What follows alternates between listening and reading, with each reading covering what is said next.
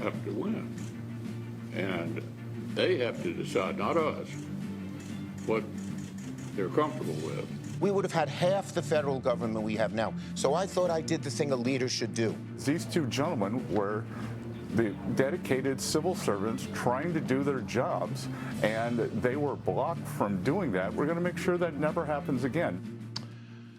Hello, everyone. I'm Major Garrett in Washington. Tonight on America Decides, the call and the details. President Trump and Russian President Vladimir Putin spoke on the phone today about ending the war in Ukraine, a war that Russia started more than 3 years ago. The two leaders agreed that at least the incipient movement, possibly toward peace, will begin with a ceasefire dealing with energy and infrastructure inside Ukraine. Middle East ceasefire shattered. That's another story tonight. Israel has pounded Gaza with a wave of deadly airstrikes. More than 400 Palestinians are killed in the deadliest day in more than 15 months. That, according to the Gaza Health Ministry. Israel says the attacks came after Hamas refused to release more hostages. The White House was consulted and is supportive of the Israeli action. Judiciary confrontation. Chief Justice John Roberts, the Supreme Court, pushes back after the Trump administration refuses to answer questions about why it ignored a federal judge's immigration ruling. The judge, who the president is now calling upon to be impeached, is demanding to know why the administration did not turn around flights sending Venezuelan migrants to a prison in El Salvador. We're not stopping. I don't care what the judges think. I don't care what the left thinks. We're coming. Also tonight, returning to Earth, we are keeping a very watchful, expectant eye on the sky as two astronauts who unexpectedly spent 9 months on the International Space Station, they're only supposed to be there for a few days, will soon splash down here at home. The last leg of astronauts Butch Wilmore and Sonny Williams is, yes, out of this world trip that's just ahead.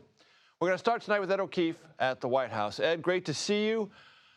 This call between President Trump, President Putin, much anticipated, much of the world, certainly the European world, and Ukrainians watching it carefully. What can we deduce from what both sides said about this call?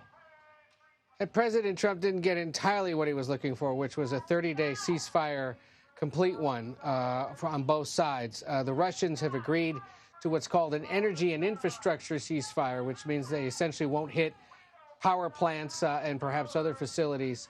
The Russian readout of this call says that he immediately ordered his commanders to stop targeting or consider targeting those kinds of spots. The White House version of events says that they are planning on talks immediately beginning in the Middle East. We've asked, and we don't know where those meetings will be held, who's attending them, and by that I mean which countries, and then who on behalf of those countries would be there. Is it the United States and Russia? Is it Russia and Ukraine? Is it all three? Is it the Saudis? Is it the Qataris? Is it somebody else who's hosting all this? Unclear.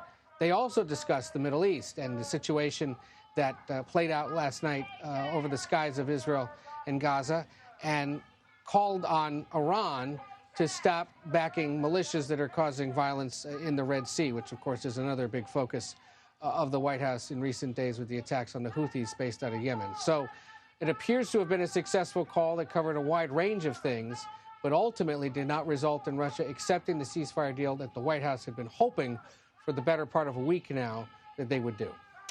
Ed, you are gamely competing with shouts near the North Lawn. I've done that before. You're doing it very well. Since the audience can hear it, if there's any way you can describe what you're competing with, just so the audience knows, please let us know. Let's just say it has to do with what was going on last night in the Middle East. Got it. Understood. There has been a conversation about whether or not Vladimir Putin, in any interaction with President Trump, would buy for time. Is there any sense from the White House that it is in any way disappointed that the ceasefire isn't more comprehensive than it sought in the first place?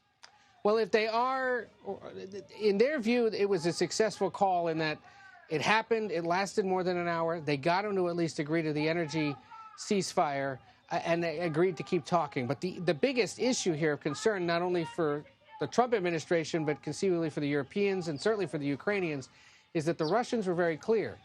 There will be a ceasefire only if military and intelligence assistance to Ukraine is stopped. The Europeans have argued, the Ukrainians have argued, and certainly many American officials have argued, you do that, you're giving Russia an unfair advantage to stock up and get ready, whereas Ukraine can't the way it's been operating. It's been operating with Western military and intelligence support. So there's going to have to be a discussion about whether or not Ukraine can continue to do that and essentially sit there and prepare and restock and reload, much like Russia will, or if at least the United States would agree to that. And given all the other concessions that the Trump administration appears to have made, whether it's in canceling various programs that were tracking the apparent kidnapping of Ukrainian children into Russia, or potentially making other changes in military or State Department policy towards Russia, that is what causes some concern for the Europeans and Ukrainians to see the two presidents talking to each other with no other parties involved. And very quickly, Ed, you talked about the things yet to be achieved, meaning the specifics of the talks in the Middle East. Anything from the administration about when some clarity might be achieved on the schedule or the participants? No, as of yet, at least, no. But again, if the talks that had gone on between the United States and Russia and then the United States and Ukraine were happening in Saudi, conceivably they're going to do it again. And Saudi Arabia has invited those parties to come to Saudi for these conversations. We've got to remember, you might be thinking to yourself, why Saudi Arabia? Well, remember when this conflict began about 3 years ago, 3 years ago, it was the Middle East and Saudi Arabia especially that was concerned about the sudden stoppage of the export of Ukrainian grain and other agricultural products that help feed the better part of the Middle East and the Arab world. So Saudi Arabia has a real immediate concern and interest in seeing this conflict end because, in essence, that part of the world helps feed their people. So that's part of the reason they've been involved. The other is obviously the Saudis don't mind being an international broker and having the Russians and the Americans visiting them to try to pull off what much of the world sees right now as the most urgent conflict. Ed O'Keefe joining us from the North Lawn of the White House. Thanks so very much. In the Middle East, Israeli defense minister says, quote, the gates of hell will open in Gaza, unquote, if Hamas doesn't release remaining hostages. The number of remaining hostages is about 24, at least, the Israelis are seeking to have returned, and many more bodies that it believes Hamas is still holding. The administration says Israeli officials consulted them about the recent spate of airstrikes and were supportive. The BBC's Amir Nader has the latest from Jerusalem. With Prime Minister Benjamin Netanyahu's statements this evening, Israel has decided to no longer abide by the loose truce that was remaining in Gaza and instead pursue a renewed military campaign there.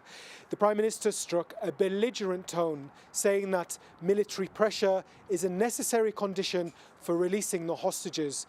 And that statement was in defiance of a lot of criticism that the Prime Minister had received today from a number of European governments, Arab governments, and indeed some hostage families here in Israel who said that renewed fighting endangers their loved ones and that the Israeli government had walked away from the negotiations, which are the surest way to bring back their loved ones safely. The Israeli government at the beginning of March began to halt all aid going into Gaza as a way to try and eke further concessions out of Hamas. Israel wants to release more hostages, has offered to release further Palestinian prisoners in exchange, but it wants to delay the negotiations for a permanent ceasefire. And now it looks very much like the Israeli government has decided that the way to achieve that objective is through military pressure. With our thanks to the BBC's Amir Nader. Supreme Court Chief Justice John Roberts issued a rare but not unprecedented statement today following President Trump's call for a federal district judge who ruled against the administration to be impeached. Roberts said, quote, for more than 2 centuries it has been established that impeachment is not an appropriate response to disagreement concerning a judicial decision. The normal appellate review process exists for that purpose, unquote. CBS News Chief Legal Correspondent Jan Crawford is here. Jan, how important is this? It's important. I mean, this is a serious issue for the Chief Justice and has been for some time. Remember, it was just in December when he actually, I think, was even stronger in some of that language in his annual year-end report when he said attempts to intimidate judges, such as by calling for their impeachment, are inappropriate and should be vigorously opposed. And why is that? Because it undermines people's confidence in the judicial system, but it also potentially is dangerous for judges and their security. He noted that those kind of, overheated rhetoric could trigger dangerous reactions by other people. and pointed out that there have been, in the past 5 years alone, more than 1,000 serious incidents of threats against federal judges. So it's a serious concern.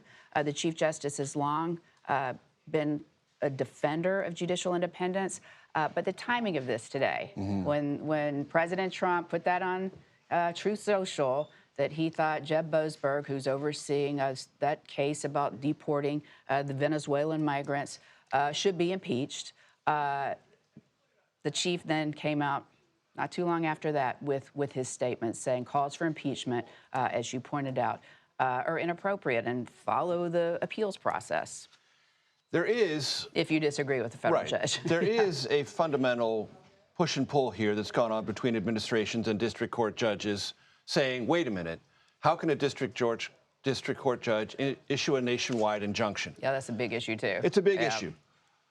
Democrats don't like it when their things are blocked. So when it happened for a district judge blocked the Biden administration, Republicans in general were all in favor of that. And when the Trump administration has gotten favorable district judge rulings, they're okay with that.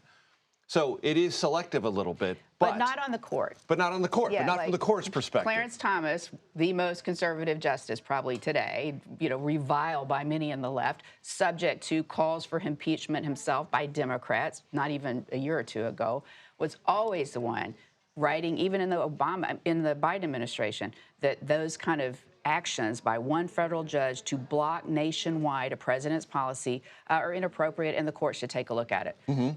The other justices didn't have any interest in doing that at the time. So, you do see the court kind of sometimes, they don't always shake out like you may think. And very quickly, Jan, what is the standard to impeach a judge? Well, it's not that different than any other public official or president. Criminal behavior, high crimes and misdemeanors. Obviously, this judge hasn't done that.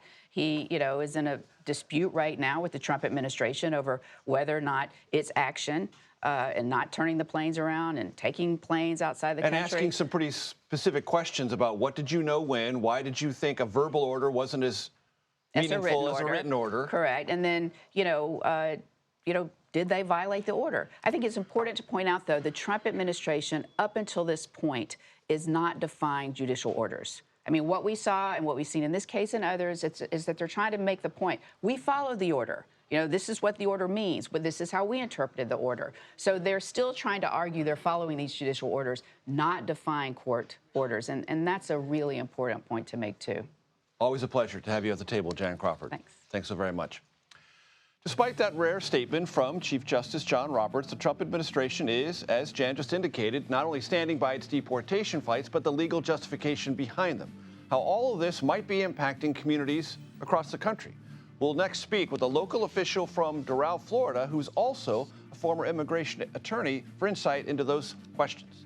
That's next. You're watching America Decides. Well, welcome back to America Decides. In a court filing today, the Trump administration is standing very firmly behind the deportation flights of Venezuelan non-citizens. A federal judge had ordered the flights returned to the United States. The administration argues that because the planes, when the order was given, were over international waters, the judge no longer had jurisdiction. It's a complicated legal matter, to be sure. Doral, Florida Vice Mayor Maureen Porras joins me now. She recently left the Democratic Party for the Republican Party. She's also a former immigration attorney.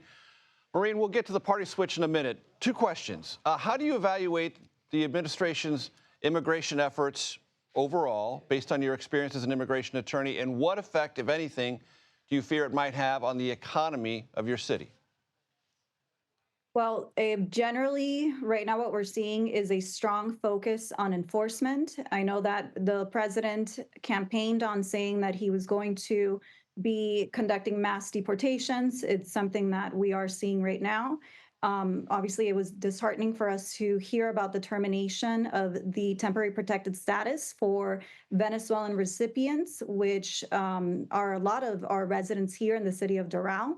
But we have been seeing a higher focus on that type of enforcement and removal. In fact, we have a lot of residents that have already either made preparations to leave the city. Some have already been picked up here in the city of Doral, and we are talking to a lot of those folks that really need legal advice and support to make it through this time. I've read, and correct me if I'm wrong, Maureen, that a third of the Doral population is of Venezuelan descent. Is that about right? Yes, we actually have about 40% of our population that are of Venezuelan origin. And that is something that we have always been proud of. We have a city that has been built, but not just Latin American nationalities and countries, but also Venezuelans. And they're really the ones that have contributed to what Doral is. And of course, without their contributions, we wouldn't be the city that we are. And we are very concerned with the impact that's going to be felt at the local level. A lot of these TPS holders are business owners. They're part of the workforce. They're our neighbors. They're essential workers.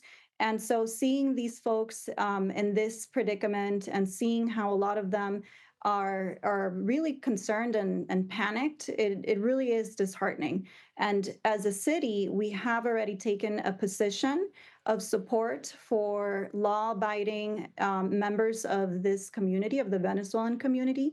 And we are continuing to not just support them, but also advocate and really get a message out to the administration to reevaluate that termination of TPS and really help find a permanent solution for these folks that, again, are law-abiding. They have been contributing to our economy and our society, and we want to make sure that these immigration laws are not applied as a blanket, but each case is evaluated and really decided based on merit.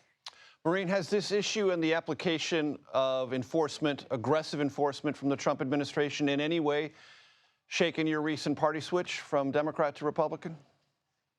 So the reason why I switched was because over the last 2 years, I have been working really well with a lot of the Republican leaders here. In fact, we have been advancing initiatives and ideas that really add value to our community.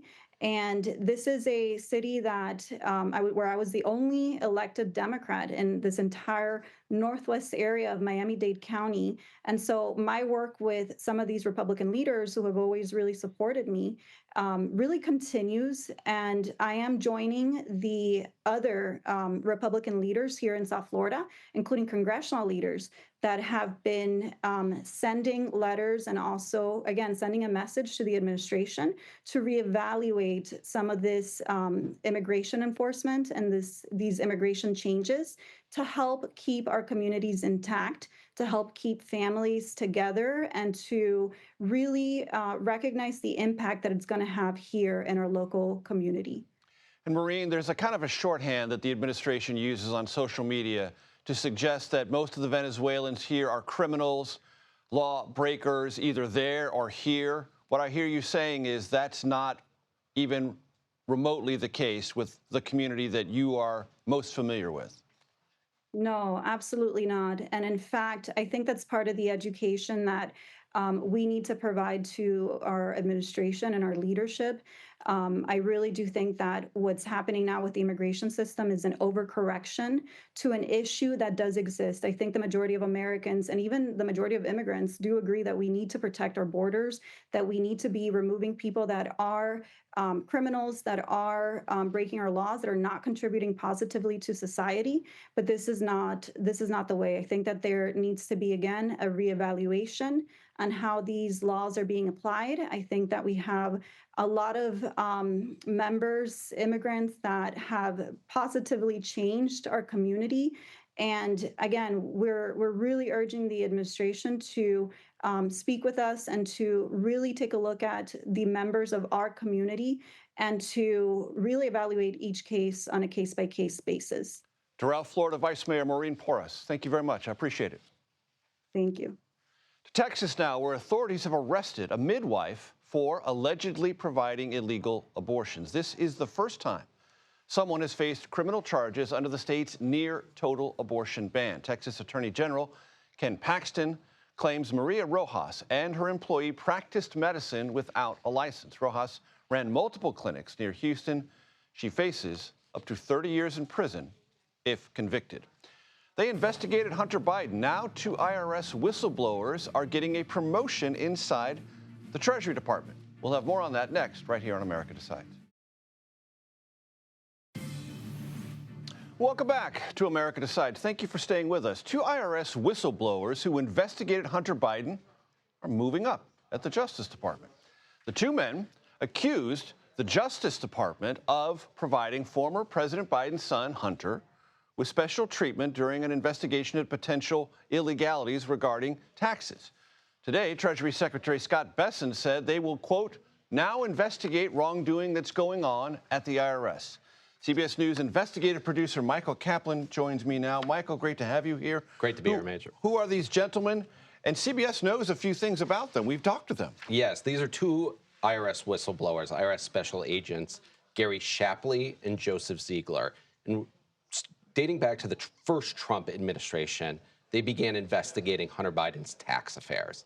And they felt that this investigation had moved too slowly. So in 2023, they went to Congress to make a whistleblower disclosure, and they also broke their silence on CBS News, Shapley telling our Jim Axelrod that the investigation had been slow-walked by the Justice Department, that Hunter Biden had received special treatment, and that they were being retaliated against for pointing these things out. And so they were doing the things that they are permitted to do as whistleblowers and with certain protections and notifying Congress. Yeah, and this was really a bombshell because it sort of set into motion a series of events that ultimately ended up with Hunter Biden receiving a pardon from his father. Following these disclosures, a judge in Delaware rejected a plea deal that Hunter Biden had signed, and he later had to plead guilty to a gun crime and 2 misdemeanor tax charges, those same charges which Shapley and Ziegler had originally investigated. So this was really a pivotal moment sort of in the Hunter Biden saga. And if I remember correctly, these 2 whistleblowers said basically not only was the case being slow-walked, but it wasn't curious enough. It just wasn't looking at enough things that looked suspicious. Maybe not criminally prosecuted, but suspicious. And particularly leads that would lead to former President Joe Biden. Or other members of the Biden family. Or other members of the Biden family, exactly. And so, fast forward to today, they're getting a promotion. What are they going to do? Well, they're going to investigate wrongdoing to make sure that what happened to them in the Hunter Biden case doesn't happen to anybody else. But keep in mind, this is the Treasury Department, the IRS specifically, is a agency that has been targeted by the Trump administration for downsizing and sort of had its wings clipped.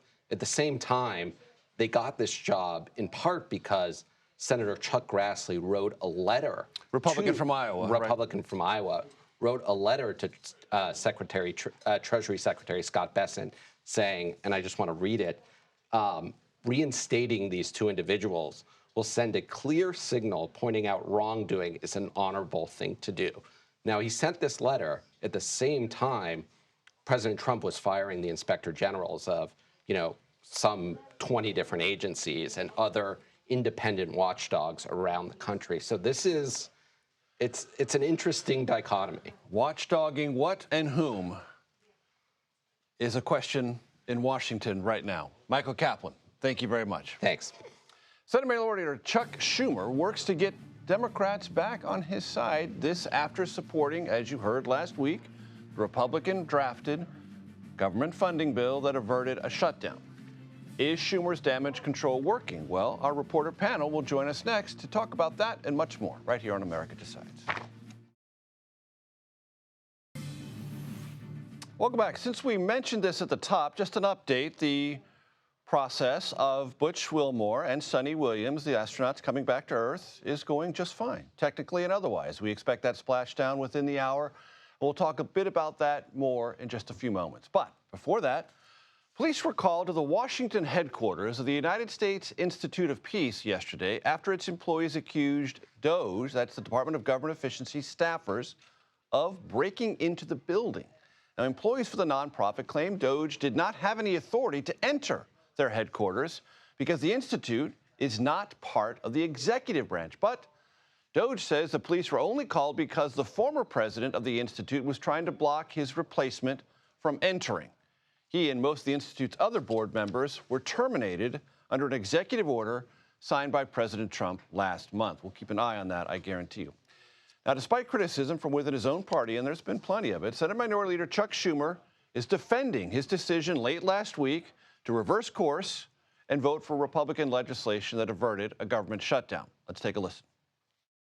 I assure the public, a shutdown would have been the greatest disaster we have to put the government in the sole hands of the evil, nasty, nihilistic people like Musk and Vogt and Trump.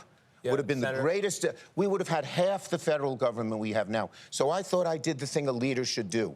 Even when people don't see the danger around the curve, my job was to alert people to it, and I knew I'd get some bullets. I want to bring in our political reporter panel. Tom LoBianco is the founder and editor of 24 Site News. Jasmine Wright, a reporter for Notice. Remember, News of the U.S. That's what Notice stands for. So, Chuck Schumer is trying to rebuild bridges, Tom. It's not easy. Yes, this is, even for a master such as himself who's been around the hill for quite a bit. Long time. Things are moving pretty fast. You have to think about this. I was looking at police being called to the U.S. Institute of Peace. You're starting to see Democrats, opposition, folks who do not support this massive takeover by DOJ and Trump, getting a little bit more agile in their responses. But you still have these negotiations that have to go on. And you have to wonder, particularly with Schumer on this, you have a lot from the left of the party. I'm starting to hear people talk about, quote unquote, Democratic Tea Party. We're seeing a lot of outrage now, or it's grassroots outrage, in other words. Very legit grassroots outrage. So is that something where he can say at the outset, can he say, oh, well, we absolutely have to support it because otherwise it would be disastrous? Or does he have to play the long game, which is what he did, and say towards the end, hey, look, we looked at this. We have to sacrifice 10 votes, 10 Democratic votes. Everyone else can vote against it. It's kind of it's an inverted Mitch McConnell, if you will. Jasmine, your perspective? Yeah, I mean, I think that so much of this is strategy that people are complaining about, but I think it also goes down to messaging. How are they messaging to the Democratic base that has very much so told them repeatedly that they are not happy with them, that they're not happy with the way that they're reacting to Trump in these last 5 weeks, and that they want to see more of a pushback from their leaders. I don't think it's every Democrat going up to their leader and saying, we want you to shut down the government, but certainly there were some Democrats in these red districts that said, we want you to do more, and they feel like House Democrats and Senate Democrats did not really answer the call. So I think that you're seeing Hakeem Jeffries, minority leader of the House side, Chuck Schumer, trying to basically coax now the Democratic Party to say, okay, we had this event, we heard you, now let's move on, taking your criticism along. But I think it's really unclear whether or not they're going to come with them and for how long. Specifically when we're talking about Schumer, I think that he's falling into the conversation of whether or not his age is a part of the reason why he's not connecting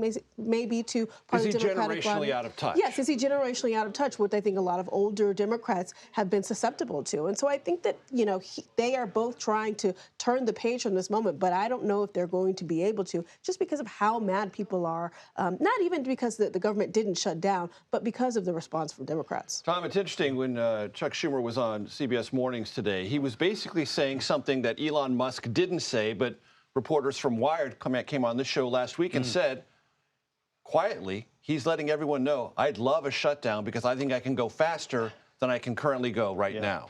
I mean, and that... Now, whether or not Democrats are right about that, they internalized that and acted accordingly. So much of this from this second Trump administration is messaging, threats, telegraphing ahead of time. And that was a real threat. And then try to destabilize your political opposition through that. Yes, absolutely. And it's working, all right, or at least it has been working so far. We're starting to see the left, center left starting to catch up with it. But yeah, absolutely. I mean, this was talked about, behind the scenes even a little bit beforehand. all right, long before Chuck Schumer got to the point of saying, all right, we have to put together 10 Democratic votes so it's not this apocalyptic vision of things, all right? So, but people who are experts around Washington who keep tabs on this stuff, they know, all right, mechanics. And again, this goes to the second Trump administration where they've gotten very good at mechanics. They were not good at it the first time around. You know, maybe everybody needs to do a Garfield from now on, you know, wait 4 years and spend 4 years studying in the wilderness.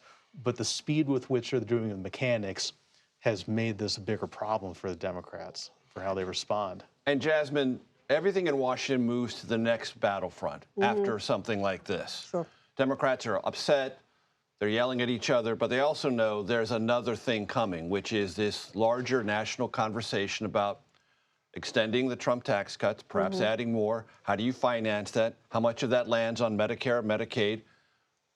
Where do Democrats find themselves preparing for that next conversation? Yeah, I mean, I think that there are both those conversations happening simultaneously, but the reality is that Democrats can no longer rely on dysfunctional Republicans. I think that is what we saw. That is the biggest takeaway message from that Friday fight, which is that Republicans are staying together even if they don't necessarily like the bill that's being put forward. You had a lot of House Freedom Caucus Republicans, those folks on the far, far right, who voted for a reconciliation package, voted for a continuing resolution package. Who had never done so before. Never done so before, but did so because Donald Trump stepped in and said, these are the cuts that we're going to be able to make post if you trust us and pass this bill first. That's not something that has happened before. And so they're really being able to bring along their entire party and be really united in a way that Democrats have not really experienced them, at least in the last 10 years.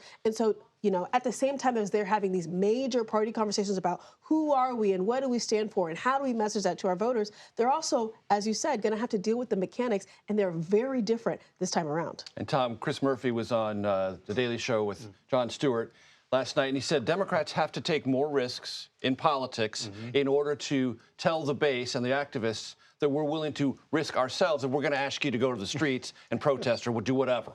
Yes. I mean, this is... So when they come back to Washington, they better start showing something, it sounds to me. Like he's setting the expectations for that and possibly angling for Schumer's job. Yes.